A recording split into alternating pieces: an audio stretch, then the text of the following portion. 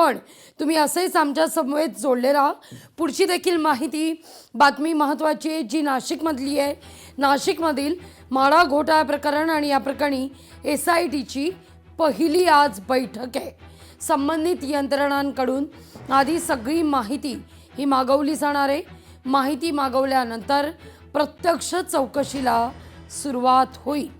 आर्थिक दुर्लभ घटकांकरता असलेल्या घरांमध्ये नियमांची भंगता किंबहुना नियम धाब्यावर बसवून अनेक गोष्टी केल्या गेल्या अशी शक्यता वर्तवली जाते। महेश, खरं आपण जर बघितलं तर नाशिकमध्ये सध्या 3 SIT ज्या आहेत त्या कार्यरत आहेत।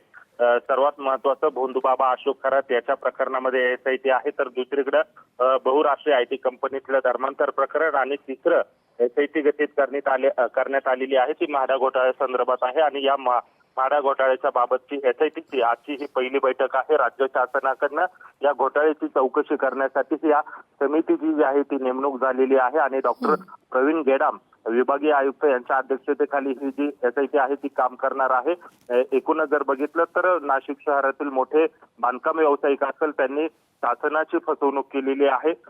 1 एकरपेक्षा जास्त बांधकाम असल्यास 20% घर जे असतात ते म्हाडाला हस्तांतर करण्याचे असतात, मात्र यांनी कागदपत्रांचा बनाव रचून आणि बांधकाम क्षेत्रामध्ये फेरबदल करून शासनाचीच फसवणूक केली होती। हे प्रकरण जे होते ते विधिमंडळात देखील गाजलेलं होतं आणि अनेक बांधकाम व्यावसायिक जे होते ते या रडारवर आलेले होते। इतकंच नाही, बांधकाम व्यावसायिकांसोबत त्यांना मदत करणारे भूमी अभिलेख अधिकारी असतील, महसूल विभागातले अधिकारी असतील, हे देखील रडारवर आलेले होते। या सगळ्यांचा विचार करून शासनाने ही SIT गठीत केलेली आहे आणि या SIT कडनं आज ही पहिली बैठक घेण्यात येणार आहे आणि संबंधित यंत्रणांकडून सर्व माहिती जी आहे ती मागवली जाणार आहे। त्यानंतर प्रत्यक्ष चौकशीला जी आहे ती सुरुवात केली जाणार आहे। त्यामुळे एकूणच आगामी काळात बांधकाम व्यावसायिकांसोबतच कुठले कुठले अधिकारी या सगळ्या प्रकरणामध्ये सहभागी होते याची देखील माहिती जी आहे ती हाती लागणार आहे। त्यामुळे एकूणच शासनाची फसवणूक केल्याप्रकरणी आता या म्हाडाच्या संदर्भातली SITच्या पहिल्या बैठकीत काय काय निष्पन्न होतं, कुठली कुठली माहिती प्राप्त होते